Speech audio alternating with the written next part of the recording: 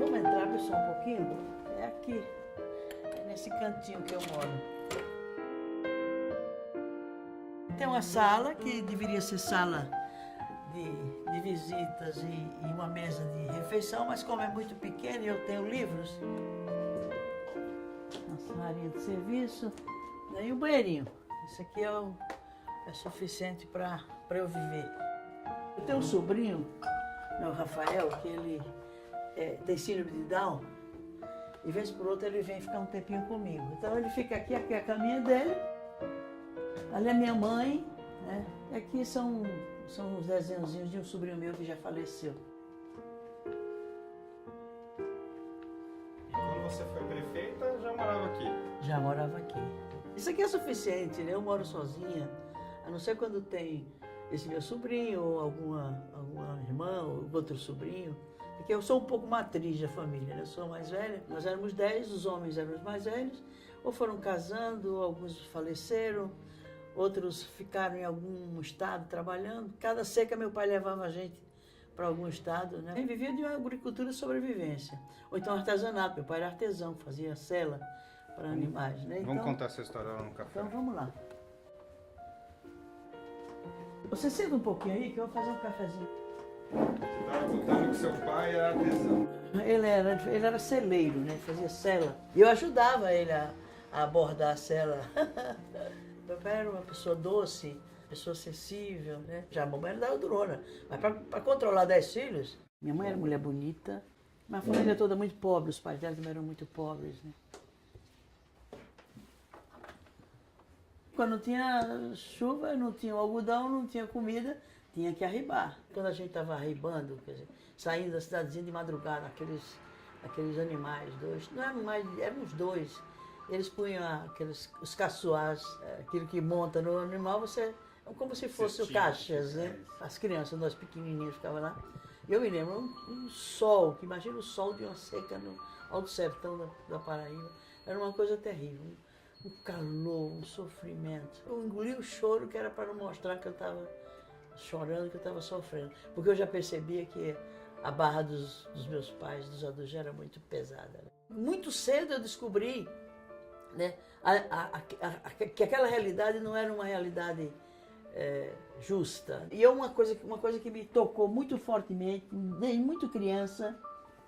Onde é que eles puseram? Acho que deixaram lá a xícara. Tá aqui, é que eu tinha que estudar. Era uma sensação que eu tinha que estudar. E lá só tinha um grupo escolar. Eram 5 anos. Eu fiz os 5 anos. Quando terminou os 5 anos, eu tinha que ir para outra cidade para fazer o exame de admissão, que era uma espécie de vestibular.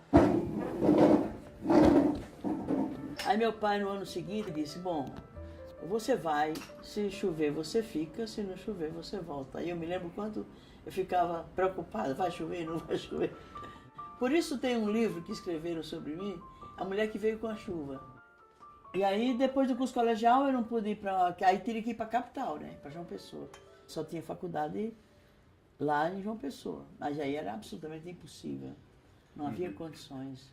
Aí fiquei 9 anos sem estudar, mas aí minha vida começou a mudar, porque eu já estava na militância, não partidária, mas política. Eu tinha um emprego público, numa área administrativa do Estado. E ao mesmo tempo militando, ligada à Pastoral da Terra, da Igreja Católica. E foi aí que eu despertei para o sentimento de justiça. Já era um sentido de que a fé tinha que ser encarnada na ação social, na luta por direitos. Eu comecei a me formar ali. Não me interessei por casar, porque meu sonho era outro. Era estudar, era ajudar a mudar o mundo. Aí uma amiga minha, uma irmã de caridade, muito amiga nossa. Não sei se era irmão dela, um dos membros do 4º Exército lá, não sei se era o general, enfim. Ela disse, eu vou ver como é que está a tua situação lá, se realmente é grave, se não é. Aí ela foi falar com ele disse, é muito grave, é melhor ela não ficar aqui. Aí eu vim embora para São Paulo. Eu já tinha estudado aqui, já tinha feito alguns vínculos aqui em São Paulo, mas eu fui muito constrangida, assim, muito magoada, com uma sensação de estar deixando a luta para trás, sabe? Eu já estava trabalhando precariamente como assistente social na prefeitura, aí resolvi ficar na prefeitura. E aí foi o trabalho nas favelas, nos cortiços, com a população moradora de favela sendo despejada das áreas ocupadas. E aí eu me dei conta de que a luta era a mesma, pela mesma causa. Lá era a questão da terra no campo, aqui é a questão da terra na cidade, destinada à moradia. Aí eu me identifiquei, eu digo, não, é aqui que eu tenho que lutar. Minha atuação profissional foi muito ligada a essa luta de resistência da população favelada, da população que ocupava os espaços e era reprimida. E eu estou na política por eles, sabia? É o que os mandatos me permitem fazer no interesse do povo. E eu já sei que uma luta para mudar uma estrutura como a nossa, secular, de dominação, da terra concentrada, do poder político concentrado, nas desigualdades enormes, um dos países mais desiguais do mundo, ela tem que extrapolar seu tempo de vida. Eu somo vários traços em mim que não é que justificam, explicam a força do preconceito. Eu ousar ser prefeito de São Paulo. Veja bem, mulher, nordestina, de origem pobre. Foi uma aventura dentro do próprio partido. O Lula não era a favor, o Zé Dirceu não era a favor, o Rui Falcão, que era o presidente municipal, não era a favor, nenhum cacique do partido era a favor da minha pré-candidatura. E terminou dando uma zebra lá dentro do partido, eu ganhei. Uma campanha muito modesta. O carro que eu tinha era uma Brasília, sabe aquela antiga? Essa Brasília ela não marcava o combustível. Ficava sempre no meio do caminho que tinha faltado gasolina, né? O caminhãozinho que carregava o serviço de som era tão velhinho, tão cansado, tão fraquinho. Quando chegava na subidazinha, precisava empurrar. Então a campanha se deu toda assim. Foi uma campanha que foi crescendo, crescendo, crescendo. Não nas pesquisas. Eu cheguei no dia da eleição com 18% em terceiro lugar. E o fato é que no dia da eleição o jogo virou. E quando veio a notícia da pesquisa de boca de urna, aí eu estava em primeiro lugar. Aí eu, Suplicy e Genuíno celebramos com um copo de caldo de cana, numa banquinha de caldo de cana lá na freguesia do Ó. Isso foi em novembro, 15 de novembro. 30 de novembro foi meu aniversário. Aí eu fui à minha cidadezinha. Fazia tempo que eu não ia lá, o Iraúna. E eu sentia que eu tinha que ir lá beber na fonte. Ao chegar naquela cidadezinha, a cidade inteira estava na rua. Então foi uma grande festa, uma grande lavada de alma daquele povo sofrido. Nunca me senti assim eufórica, olha, prefeito de São Paulo. Não mesmo, podem acreditar. Eu sentia o peso da responsabilidade. Eu recebi a máquina completamente deteriorada. E aí eu tive que recuperar a cidade. E aí eu encontrei a resistência por lá das empresas, dos prestadores de serviços. Eu disse assim, olha, pode ser a última coisa que eu faço na minha vida, mas os senhores não vão conseguir inviabilizar essa tarefa que o povo me confiou, não. Teria N situações para contar, como foi, não foi fácil. Tribunal de Contas do município, Maluf nomeou a maioria dele lá e virou um aparelho político contra nosso governo, junto com a Câmara Municipal, que eu tinha minoria. Todas as minhas contas foram rejeitadas. E a primeira, quando foi rejeitada, a Câmara de Vereadores ameaçou caçar meu mandato. Aí a população foi para a Câmara Municipal, ficou 4 dias, 4 noites, enquanto não conseguiu que a Câmara não aceitasse parecer no tribunal pela rejeição da minha conta, eles não saíram de lá. Eu tinha a Câmara contra mim, o partido contra mim, vamos buscar o poder popular. E foi o poder popular que sustentou o nosso governo.